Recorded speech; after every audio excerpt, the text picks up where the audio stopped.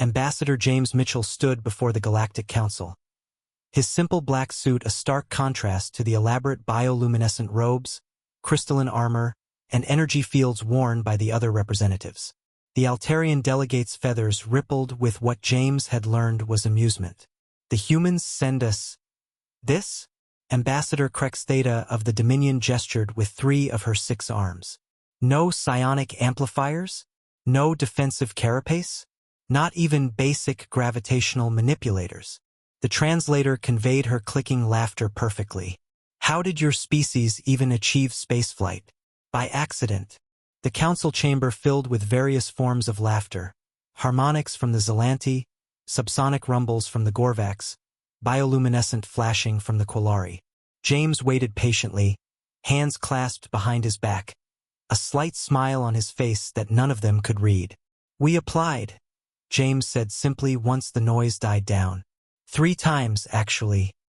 You rejected us for insufficient technological advancement.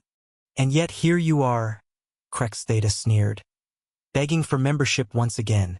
What could your primitive species possibly offer the Galactic Council? James nodded thoughtfully. You're right. We don't have much. No psychic abilities. No natural armor. Average strength, average speed, average senses. He pulled out what looked like a simple metallic cylinder from his pocket. We just have this. The council leaned forward, sensors and enhanced eyes focusing on the object. It was crude by their standards, simple metal, no energy signature, no quantum components. What is that supposed to be? The Altarian delegate chirped dismissively. A lighter, James said, and flicked it on. A small flame appeared. The entire council recoiled. The Zelanti ambassador's crystalline form chimed in alarm. The Gorvax representative backed away so fast he knocked over his floating podium. Even the warrior races, the Korthax and the Torvin, shifted uneasily. You carry fire? Uncontained combustion? Crextheta's voice had lost all traces of mockery. Are you insane? James tilted his head. It's just fire. We've been using it for about 400,000 years. Using it. The Quillari's bioluminescence was flashing danger patterns. Fire is the destroyer. Planets have burned. Entire systems consumed. Well, yes, James agreed, adjusting the flame higher. We cook with it. The silence was deafening. You cook? The Altarian managed. Among other things, we use it for warmth, light, industry, art, celebration. James pulled out something else, a sheet of paper. Before anyone could stop him, he held it to the flame. Caught instantly. Sometimes we burn things just to watch them burn. It's actually quite therapeutic.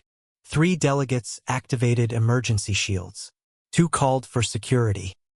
The Korthax ambassador, a species that had conquered 40 systems, was pressing himself against the far wall. But that's not really the point, James continued, dropping the burning paper into a metal waste bin he'd brought for this purpose. The point is what this represents. Every species here evolved past the need for dangerous primitive combustion. You found safer ways, bioluminescence, solar absorption, geothermal energy. All very sensible. He looked around the room. But humans? We looked at fire. Chaotic, dangerous, destructive fire and thought, I can work with this. We didn't evolve past it. We mastered it. We built our entire civilization on the principle that the most dangerous thing in the universe could be made useful if you were just brave enough or stupid enough to try. James pulled out another item, a small recording device. This is a video from Earth, a human tradition called fireworks. He activated it. The holographic display showed thousands of explosive charges detonating in Earth's sky while millions of humans watched, cheering. Children sat on their parents' shoulders, pointing at explosions that could kill them all if they went wrong. You celebrate with explosives? Crextheta's voice was faint. Every year. Multiple times a year, actually. James smiled wider. We strap ourselves to controlled explosions to reach space. We split atoms for power. We dive into oceans that would crush us and climb mountains that try to freeze us. Not because we have to, because we want to see if we can. He extinguished the lighter and pocketed it. So yes, you're all stronger, faster, more advanced. But there's one thing humanity offers that no other species here does. What? The Altarian asked, despite himself. We're the species that looked at the universe trying to kill us and said, "Bring it on." We're the ones who tamed fire, split the atom, and decided explosive chemical reactions would be a fun way to visit other planets. James straightened his tie. In other words, we're the species crazy enough to try anything. And in a universe full of the impossible, that might just be exactly what you need. The council sat in stunned silence. Finally, Crextheta spoke. We'll need to vote. James nodded and turned to leave, then paused. Oh, one more thing. That ship we arrived in, it's powered by a controlled matter-antimatter reaction. Basically, we're flying a bomb. He smiled pleasantly. Have a nice day.